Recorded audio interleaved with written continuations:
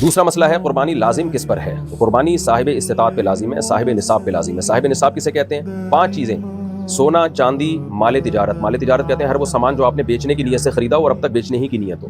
اور چوتھی چیز ہے یعنی سونا، چاندی، کیش، مال تجارت۔ اور 5ویں چیز ہے ضرورت سے زائد سامان۔ ضرورت سے زائد سامان اسے کہتے ہیں جو پورے سال استعمال میں نہ ہو، جیسے کوئی پلاٹ پڑا ہوا ہے آپ کے پاس، نہ کرائے پر ہے نہ آپ اس میں رہ رہے ہیں، یہ بھی ضرورت سے زائد ہے۔ کوئی گھر آپ نے بنایا ہوا ہے، نہ کرائے پہ دیا ہوا ہے نہ اس میں آپ رہتے ہیں، تو یہ بھی ضرورت سے زائد ہے۔ کوئی گاڑی آپ کے پاس ہے، پورے سال استعمال ہی نہیں ہوتی وہ بھی ضرورت سے زائد ہے۔ ڈنر سیٹ گھر میں پڑے ہوئے ہیں، شوکیس میں سجا کے رکھے ہیں، پورے سال استعمال ہی نہیں ہوئے، وہ بھی ضرورت سے زائد ہے۔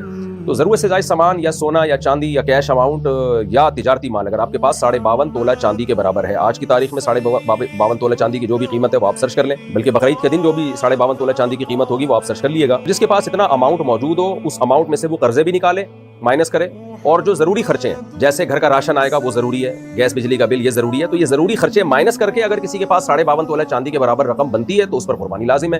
اور جس کے پاس یہ ضروری خرچے مائنس کر کے بھی 52.5 تولہ چاندی کے برابر رقم نہیں بن رہی ہے تو پھر اس پر قربانی لازم نہیں ہے۔ خواتین کے پاس عام طور پر چونکہ گولڈ ہوتا ہے اور کچھ نہ کچھ پیسے بھی ہوتے ہیں ان کے پاس، قرضہ نہیں ہے اگر، اور گھر کا راشن بھی خواتین نے نہیں ڈالنا ہوتا، وہ تو مردوں کی ذمہ داری ہے، گیس بجلی کا بل بھی مرد دے رہے ہوتے ہیں، تو اس لیے آج کے زمانے میں عام طور پہ خواتین پہ قربانی زیادہ لازم ہو رہی ہوتی ہے، مردوں پہ کم لازم ہو رہی ہوتی ہے، کیونکہ گولڈ ہوتا ہے خواتین کے پاس اور شریعت نے ان کے ذمہ کوئی خرچے ڈالے نہیں ہیں، مردوں کے ذمہ تو بہت سارے خرچے ہوتے ہیں۔ ایسی صورت میں خاتون پر بھی قربانی لازم ہوگی۔ ہاں، خاتون کی طرف سے ان کا شوہر قربانی کر سکتا ہے اجازت سے۔ شوہر نے اگر اپنی بیوی کی طرف سے قربانی کر دی، قربانی کرنے کے بعد بتایا کہ میں نے تمہاری طرف سے قربانی کر دی ہے، تو قربانی ادا نہیں ہوگی، پہلے وہ بتائے گا کہ میں آپ کی طرف سے قربانی کر رہا ہوں، وہ اجازت دے دے تو ٹھیک ہے۔ اجازت دینے کے لیے بس خاموش رہنا بھی کافی ہے، زبان سے کہہ دینا بھی کافی ہے، خاموش رہنا بھی کافی ہے۔ شوہر بیگم کو فون کر دے، بیگم تمہاری طرف سے میں قربانی کر رہا ہوں، تو اطلاع دے دے گا تو یہ اطلاع بھی کافی ہے۔